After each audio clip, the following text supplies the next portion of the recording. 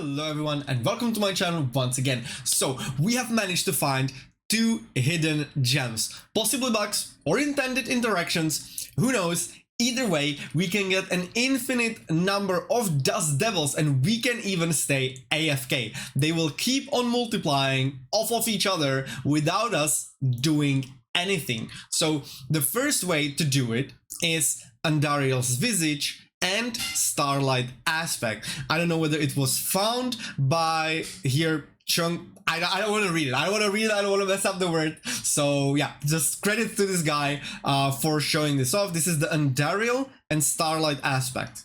So as you can see, he just, uses shouts once, doesn't do anything else, doesn't, have even like damaging abilities on the action bar, and it just never stops.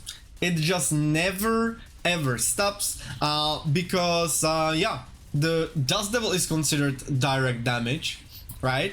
And there's so many of them, and in hordes especially, there's so many enemies that they keep hitting, like bambillions of enemies, and we get the lucky hit, not lucky hit, sorry, life on hit on the Andariel's Visage, which is proccing the Starlight aspect. That gives us a resource when we heal, right?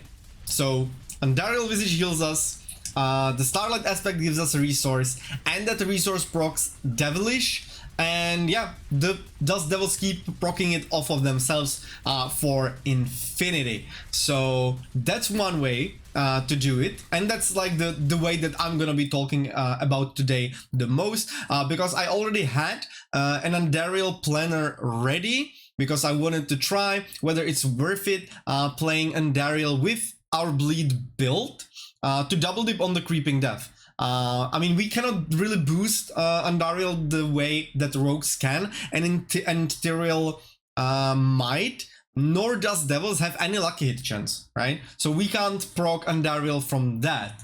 So I was never sure, and I don't even have Andariel right now, whether it would be worth it. But right now, it just might. Like with this tech, it just might. And the other tech here, you can see, the guy pretty much does nothing, uses Rupture, and the same thing is happening. And you might be wondering again, how and why? Well, here it's not as strong, but it's still happening. You need to keep replying your Rupture. It will not work if you just, press it once and then do nothing. But if you use the third blade, it will turn your weapon mastery skills into core skills. Okay, and then if you use Slaking aspect, which gives you fury when or like you have a lucky hit chance that when you hit with your core skills you get fury. So if you use that with Rupture, it actually procs off of the bleeds. So once again, you pair these with the Devilish aspect, and yeah, because you will just be proccing the lucky hit for Slaking aspect over and over through Rupture, because Rupture has absolutely insane lucky hit chance. You will spawn insane amounts of Dust Devils. This is not what I wanted. But yeah, so these are the techs, because the tech with Andariel is stronger and will play much better to our bleed build. That's what we are gonna have a look at right now, and see how it goes. So as you can see, not much has changed in the build, because this is still my bleed build. It's just focusing on the Andariel right now. Now if we use Andariel, I went for the all stats here because we are also using strength on our amulet as always, so we can reach even 3,400 strength. It's absolutely bonkers. So I would go for strength there over cut to the bone, for example, for sure. Then Tyrael Smite, that stays. Fist of Fate, that stays. We need insane amounts of lucky hit chance on this one, as well as the lucky hit proc to do the crowd control, because yeah, this is a creeping death build focusing on the bleeds. Then still we are playing arrests for the cooldown reduction on our Call of the Ancients. It also deals some good damage, and that damage works for our Berserk Gripping. So we definitely want to play these, going for the ultimate damage here, because with the GA and all of the other CDR, we should easily reach the cap of 12.5 seconds for the CDR on the ultimate ability. So that's what we're going for. It's really important to have the damage of the ancestrals here really high, right? Because the direct damage needs to be high for the Berserk Gripping to take full effect. Then we are playing Rakanat's Wake. You might have already seen these in my, piano play, no cooldown variant of my bleed build, which is in the description down below and is of course one of the variants that's on my Mobalytics page. Once I get my hands on Andariel's Visage and be able to test this, whether it's worth going for, I will add it to my Mobalytics page as well, so that it's together with all of my builds. But yeah, as I said, I already had this one ready, theory crafted, so it was much easier for me to just move, 3-4 points around than to make it from scratch. So that's why it is max roll right now. Here, super important to get the cooldown reduction. Once again, the damage super high, right, for Berserk Gripping. But most of all, GA and triple masterwork on the cooldown reduction. We need to make up for the loss of Shaco. Then our weapon is pretty much the same thing. We want to, as you can see, Dust Devil size. So we want Dust Devil size once, because the rest we get with Fierce Winds. The cap is 100, so having it anywhere else is not worth it in this particular build. Pressure point for the lucky hit to make enemies vulnerable, extremely great. Chance for Dust Devils to cast twice on our one-hander and then on our two-hander, once again to reach the 100. Absolutely awesome. Berserk Gripping, the bread and butter of this build, turning every direct damage that we do into bleed damage. All right. Here you can see I am masterworking on strength on all of the items because, as I said, we also play percentage strength on our amulet, and because I'm also playing a Rupture with its first enhancement, because we have so much strength that this is 670% X increased damage for the explosion for the Rupture, right? Which is absolutely bonkers, and we don't really have anything else to play there. And this will also help us. This will also help us with the Decimator legendary node to keep this up, because Rupture is a guaranteed overpower, right? So we get 10% X when we make enemies vulnerable, and then another 10% X when we overpower enemies. So the Rupture will also help with that.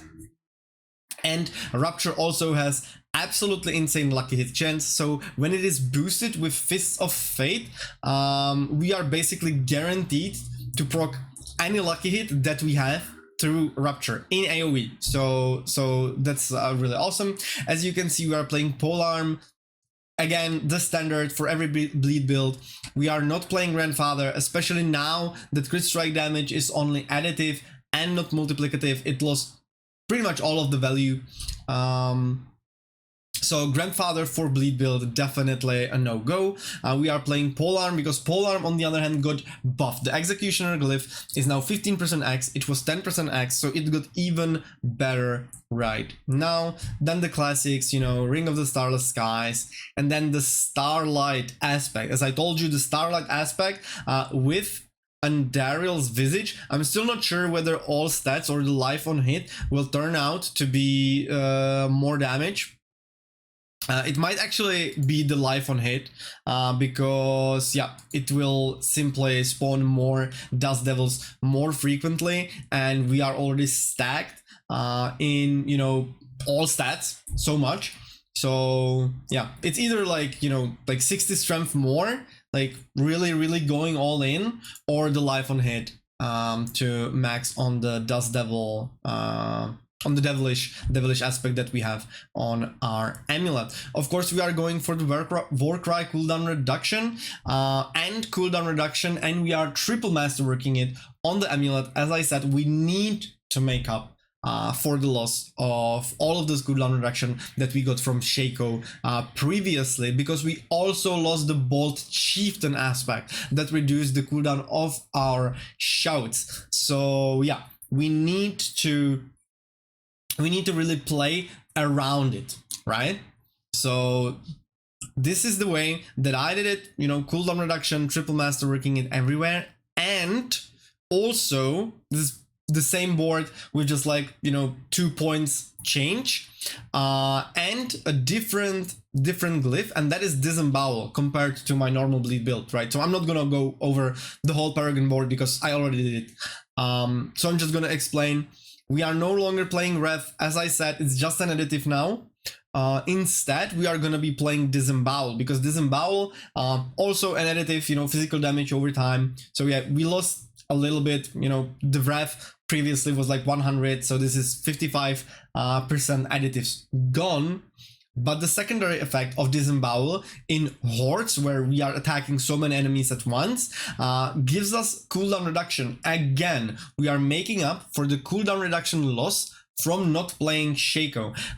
It doesn't have that much value, or any value basically, against the console. I mean, the console can also spawn some mobs, so it can help, but other than that, it doesn't have that much of a value. So the console might get a bit harder, okay, without the Bolt Chieftain aspect for 100% uptime on all of our shouts.